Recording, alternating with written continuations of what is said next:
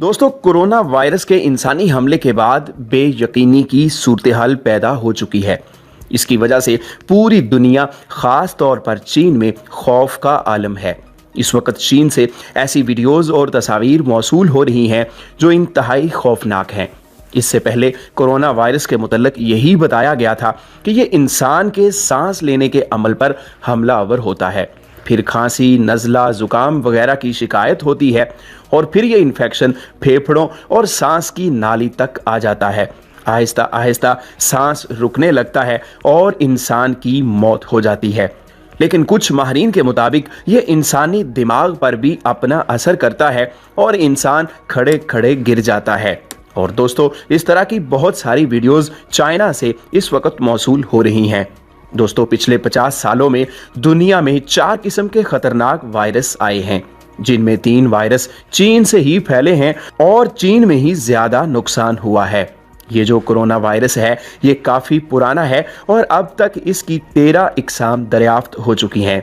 हालिया दिनों में कोरोना वायरस की जो किस्म फैली है, माहिरीन के मुताबिक ये किस्म जंगली जानवरों, चमगादड़, सांप, भेड़िया या लोमड़ी से फैली है। और दोस्तों, चीन में इन जानवरों के गोश्त की मार्केट्स को सील कर दिया गया है।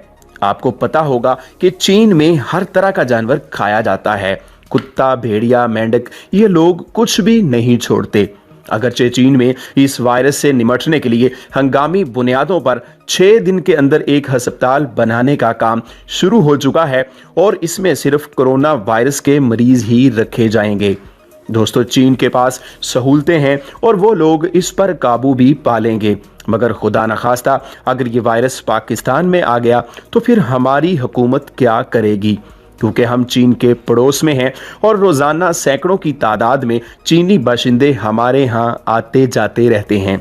बहरहाल, इस हवाले से हमारी हुकूमत को सोचना पड़ेगा। दोस्तों, आखिर में एक बात ज़रूर करना चाहेंगे कि हमें अल्लाह का लाख लाख शुक्र अदा करना चाहिए कि उसने हमें ज़िंदगी का मुकम्मल ज़ाब्ता दीन इस्लाम से नवाजा है और खाने के लिए हलाल व हराम चीज़ों का एक मेयार मुकर्रर किया है।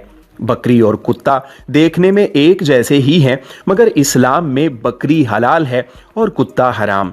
और जो चीज़ें इस्लाम ने हराम करार दी हैं, उनमें इसी तरह की बीमारियां पोशीदा हैं। इसीलिए वो चीज़ें हमारे लिए इस्लाम ने हराम करार दी हुई हैं। दोस्तों, हमारी आज की वीडियो के बारे में आप क्या कहते हैं, कमेंट सेक्शन में ज़रूर बताइएगा। वीडियो को लाइक और शेयर कीजिएगा और इस तरह की और इन्फॉर्मेटिव वीडियोस के लिए हमारा चैनल सब्सक्राइब ज़रूर कर लीजिएगा।